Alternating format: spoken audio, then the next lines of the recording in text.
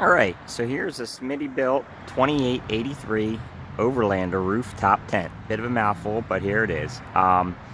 This is the XL. This is the larger of the two tents that they produce.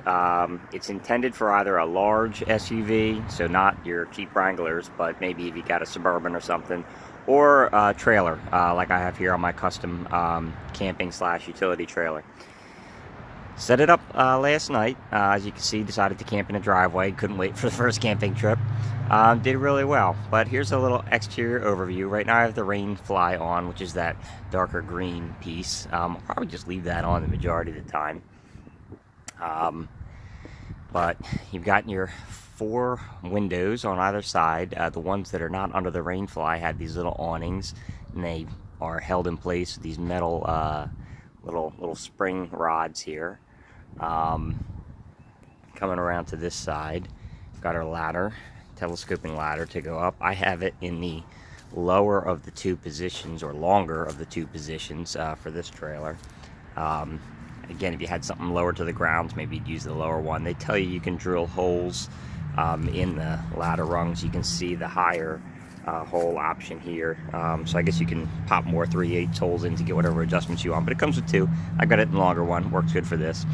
One thing that does not come with the kit is ground anchors. They do give you a couple little metal rods, like those little straight round bar ones with a little hook bent on the ends, but they don't really hold too well.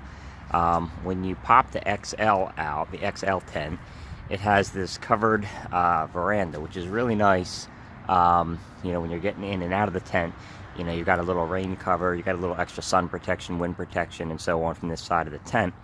But the only thing that holds tension to it is putting these straps on and pinning it down to the ground. And I just felt that the little rods they gave you would just lift right out the first time the winds came, or just even in the tent, shuffling around, you know, might make them loose. So these are our screw-in auger ground anchors. I'll probably just pack those in with my tent supplies. I've also got 3 cinch straps holding it down to give the tension. These are the cinch straps that I use to put the travel cover on. I have one more in the trailer itself. But anyway, when it unfolds out, and it's quite a substantial tent. Take you for a little look inside. So again, you've got this nice covered awning here, up and in, and getting ready to pack it down now. So I've got the little elastic rubber bands in, bungees rather. These are used so that when you fold the tent down, it helps draw in the sides so that it folds nice and you don't have to climb around on top of your trailer or truck and poke all the fabric in. It kind of just pulls it in for you. There's 2 more on the bottom. I don't have those in yet. Obviously, you just got the windows with screens in right now, but there are flaps that fold up to give you a little more wind protection. It is a tent. It's uninsulated, but you do have the hard floor, which is like a fiberglass honeycomb material laminated on either side, and then you've got this 2-inch foam mattress, which isn't tons, but it's definitely much more padding than you'd get in your sleeping bag alone on the lumpy ground. Something you could probably add a low profile air mattress to be really comfy.